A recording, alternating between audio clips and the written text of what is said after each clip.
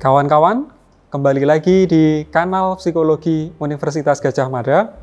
Kali ini kita akan mengulas buku baru yang ditulis oleh Profesor Kuncoro, Guru Besar Psikologi Sosial Universitas Gadjah Mada, yang diterbitkan tahun ini, Psikologi Koperasi.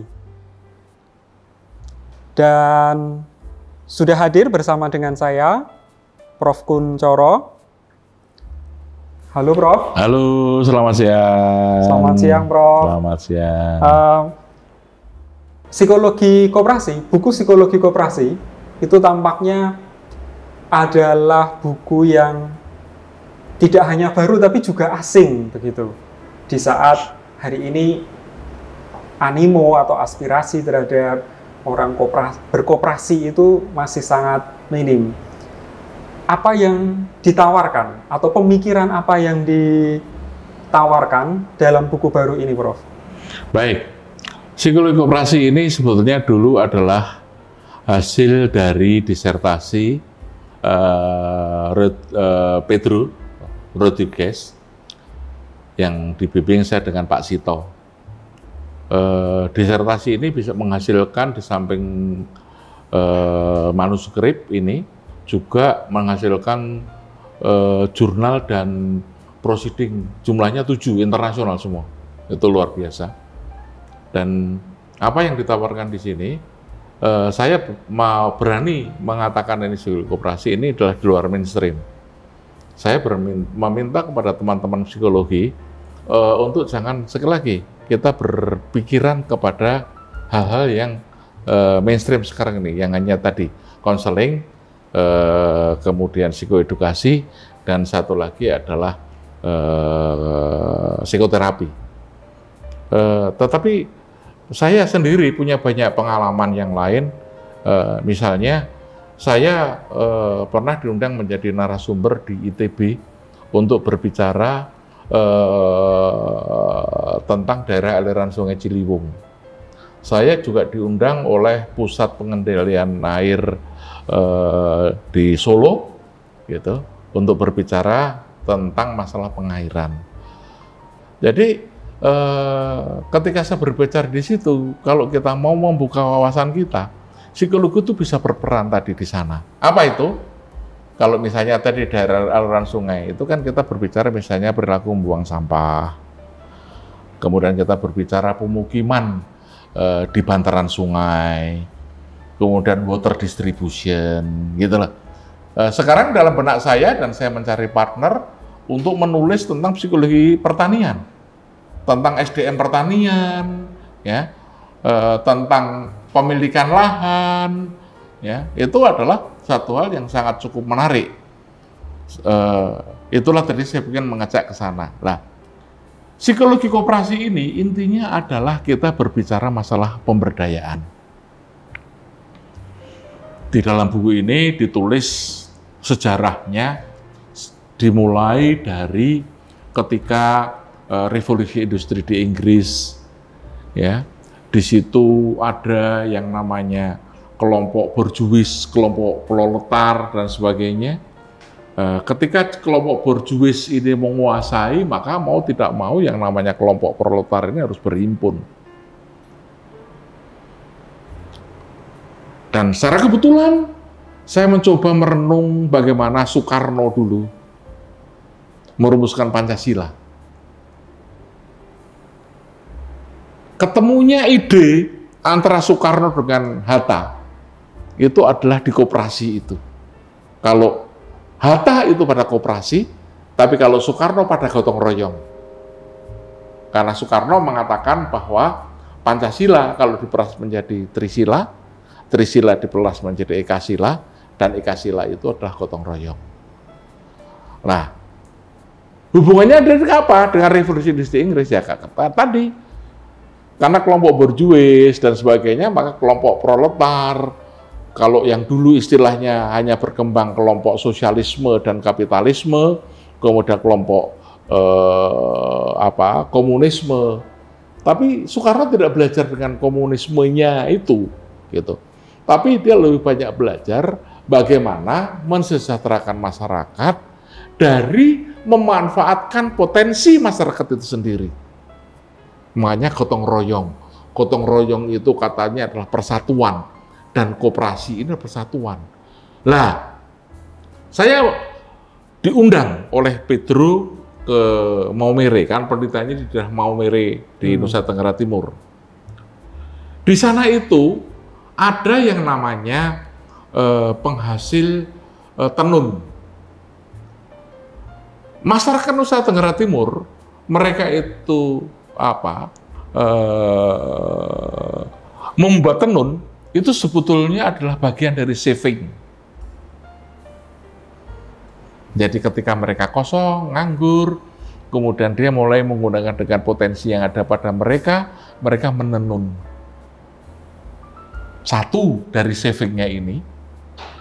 Tetapi yang lebih menarik adalah mereka menggunakan pewarna alami. Bedanya antara warna alami dan pewarna kimia itu lebih ngejreng. Kalau alami lebih kalem. Lah, itu mahal tenunan ini. Dibuat dengan sangat tradisional, waktu yang lama, kalau kita hitung kos UMR sebagainya, biayanya lebih mahal di situ. Tetapi apa? Maaf. Oleh masyarakat Nusa Tenggara Timur, tenunan itu dijual kadang-kadang sangat murah kalau mereka sangat membutuhkan uang. Kondisi ini merugikan petani, tetapi juga kemudian yang kedua, merugikan produk itu secara keseluruhan. Karena kemudian harga itu orang kemudian bisa melihat kalau membeli di sana kira-kira kapan mereka butuh uang dan sebagainya. Sehingga seakan-akan kemudian di sini ada yang namanya perbudakan terselubung. Karena itulah maka kemudian Pedro ini menghimpun masyarakat di Maumere untuk bergabung, dimulai dari pewarna buatan yang tradisional itu. Kemudian yang kedua setelah itu maju, kemudian kedua dia bentuk koperasi. Yaitu menampung, kalau mereka itu butuh uang, ini ditabung di sini dan nanti dijualkan oleh koperasi itu. Sehingga harganya masih relatif tinggi. Dan ini menolong masyarakat yang ada di Nusa Tenggara Timur. Nah, khas yang dicari untuk penelitian ini adalah komunitas suku Paluwe. Suku Paluwe itu adalah suku yang tinggal di pegunungan yang kanan kirinya itu batu.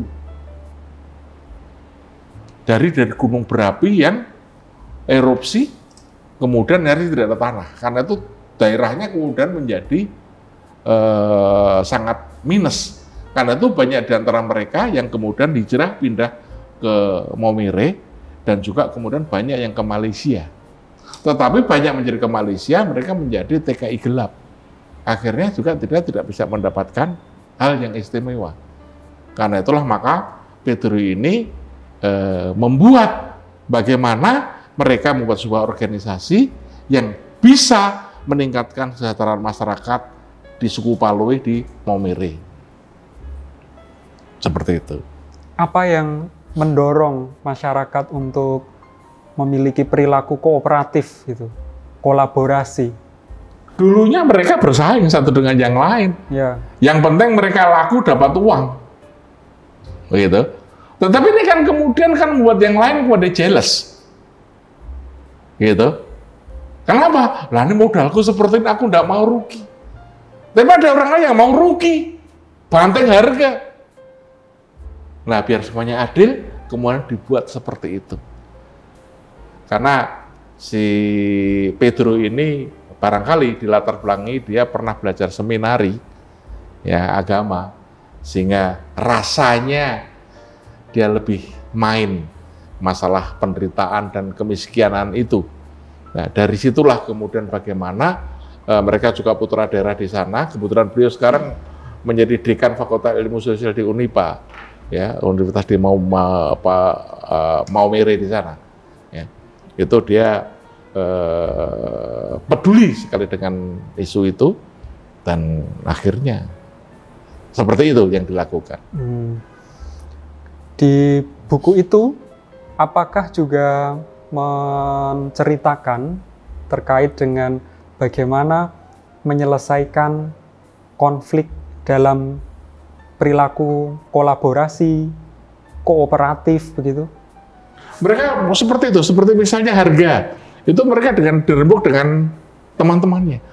Dan pada waktu itu mereka kemudian ketika mengembangkan jiwa kewirausahaannya ini, mereka melakukan pelatihan dengan achievement motivation trainingnya David McClellan, kemudian disempurnakan dengan yang ada budaya di situ, ya, dan itu sukses. Dan tadi seperti saya sampaikan, agar jangan sampai terjadi konflik masalah harga itu. Yang paling terjadi kadang-kadang perang harga, perang diskon yang terjadi. Ini kan tidak baik. Kemudian bagaimana diselesaikan? Mereka sering melakukan pertemuan-pertemuan di antara ibu-ibu, itu umumnya ibu-ibu semuanya. Dari ibu-ibu ngobrol-ngobrol gini, akhirnya kemudian sampai sekarang terjadi bagus. Dan dia berani menulis menjadi buku. Saya tidak ingin itu hanya sekedar pajangan atau sekedar mitos, karena itu memang betul-betul itu terjadi di sana.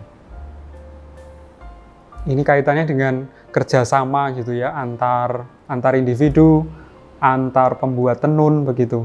Individu-individunya itu pembuat tenun.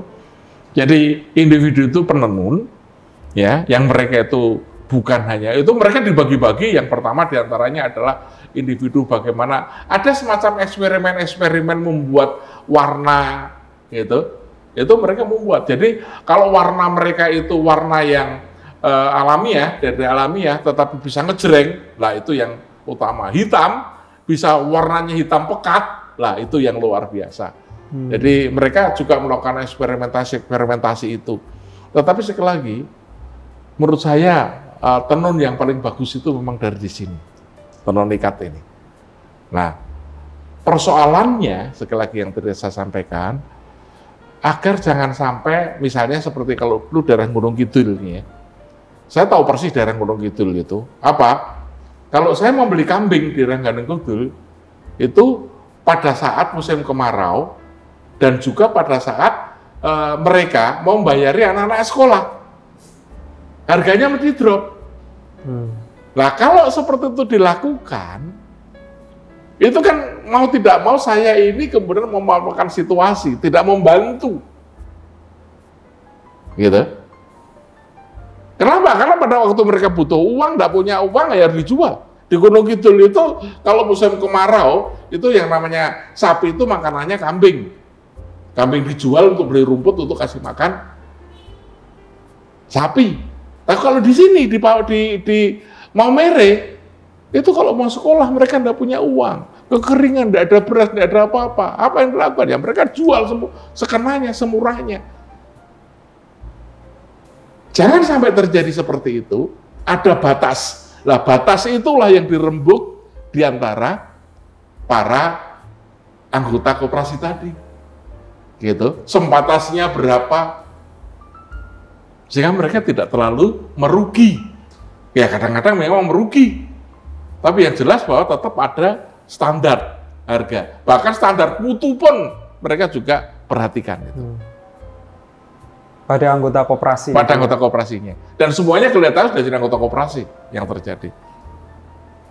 Ini khusus yang ada di daerah Maumere, Mas. Yang dilakukan di daerah Maumere. Baik. Terima kasih, Prof. Sama-sama. Kawan-kawan, demikian tadi diskusi kita terkait dengan psikologi koperasi yang sangat menekankan pada bagaimana pemberdayaan masyarakat, khususnya pada kalangan menengah, untuk dapat memiliki perilaku kooperatif atau bekerja sama di antara mereka untuk dapat mencapai keuntungan yang lebih optimal. Sampai jumpa di diskusi yang lain.